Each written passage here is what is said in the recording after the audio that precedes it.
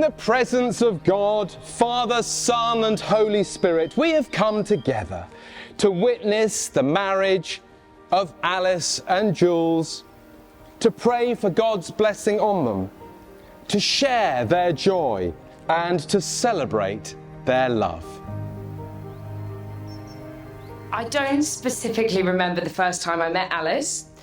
After all, we were young, prepubescent, in Alice's case, 11-year-olds at the Berrystead. What I do remember is Alice is pretty much the first friend I made at Oundle, and I am, hand on heart, so thankful to say that, oh my God, stop. I can't look at you, sorry, but I'm saying this to you. Alice is still the first person I call if ever I want a laugh, if I'm looking for a shoulder to lean on, or I really need some honest, non-judgmental, and often uplifting advice. So thank you, Al.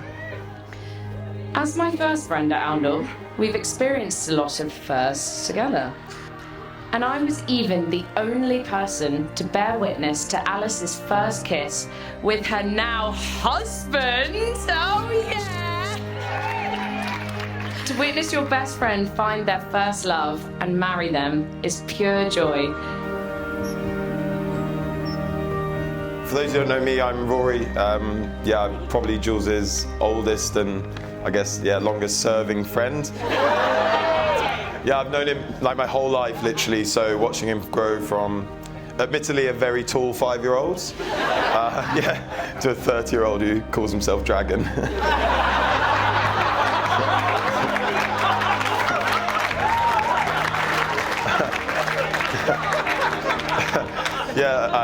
I'm so excited to be here, Jules, and congratulations to you and Alice, and love you lots. I think for me, and I guess a lot of people here, we all remember this house extremely fondly from our younger years, and along with its adjoining towers as well. See you at the after party, by the way.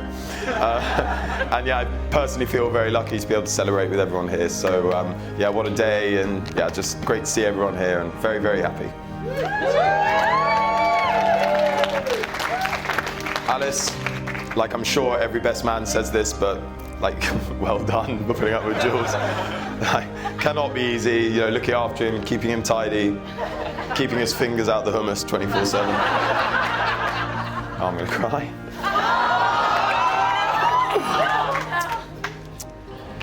We love the fact that my best friend has met someone so great. So thanks for letting me be part of your special day.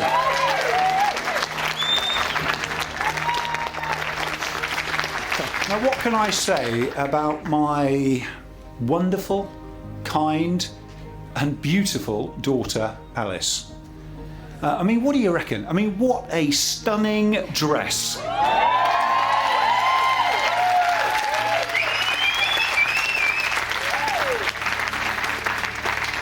In the young household, we would say she scrubs up pretty well.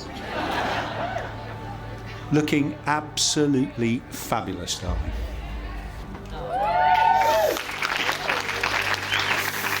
Mum and Dad, my forever rocks. I'm not going to look at my mum when I say this because I'll sob. But thank you for planning this wedding alongside me. I couldn't have done it without you. The thing I'm most grateful to you, though, is for sending me to Oundle. Well, Oundle is where I met the love of my life. And it's also where I met the most incredible group of friends, many of whom are here today. Give it up for the Oundle people.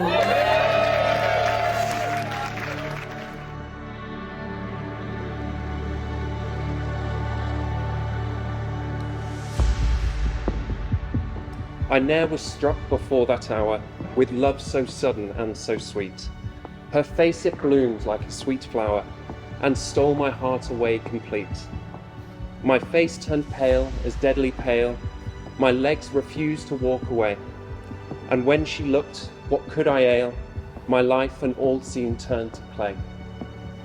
And then my blood rushed to my face, and took my eyesight quite away. The trees and bushes round the place seemed midnight at noonday. I could not see a single thing, words from my eyes did start. They spoke as chords do from the string, and blood burned round my heart. Are flowers the winter's choice? Is love's bed always snow? She seemed to hear my silent voice, not love's appeal to know. I never saw so sweet a face as that I stood before. My heart has left its dwelling place and can return no more. James Julius Michael Carell, will you take Alice Lydia Young to be your wife? Will you love her, comfort her, honour and protect her, and forsaking all others, be faithful to her as long as you both shall live? I will. Alice Lydia Young, will you take James Julius Michael Carell to be your husband? Will you love him, comfort him, honour and protect him, and forsaking all others, be faithful to him as long as you both shall live? I will. They have declared their marriage by the joining of hands and by the giving and receiving of rings. I therefore proclaim that they are husband and wife.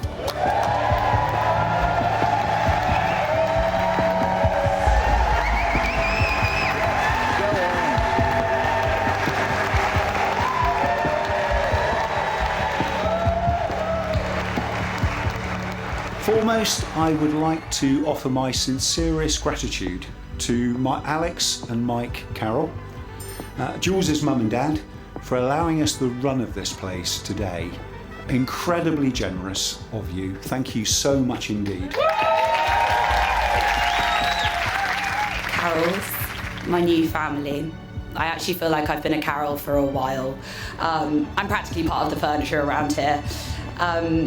You guys are amazing, and I'm so lucky to have you, and you really extract parts of my personality that I didn't even know existed, so thank you.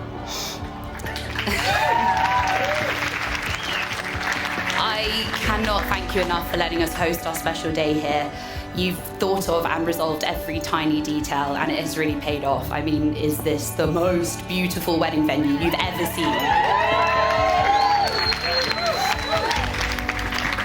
So thank you so much. You've always been so generous with me, and especially today. Like, I'm sure people say this all the time, but you are genuinely like one-of-a-kind person. I've never met anyone like you, and I doubt I ever will. One is probably plenty.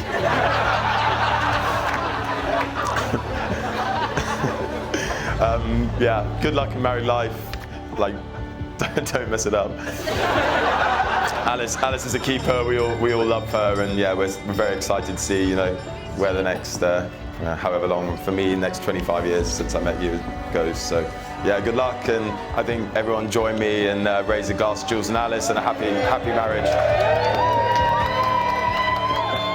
So that was exhausting. It's actually very hard to prepare speeches for this stage because everything I thought I'd sort of feel is, obviously I feel it, but it's all become so real that now I've got so much more to say. But on behalf of me and my beautiful new wife, we want to thank everyone for coming here and of course coming to this beautiful place. And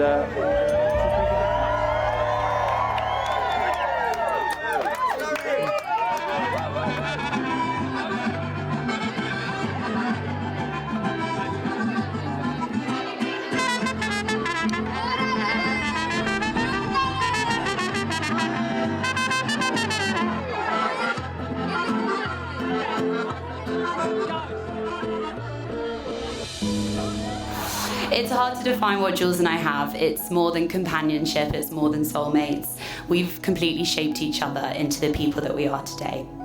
We're fiercely independent, but we also rely on each other for support and guidance in difficult days. To me, you are more than a husband.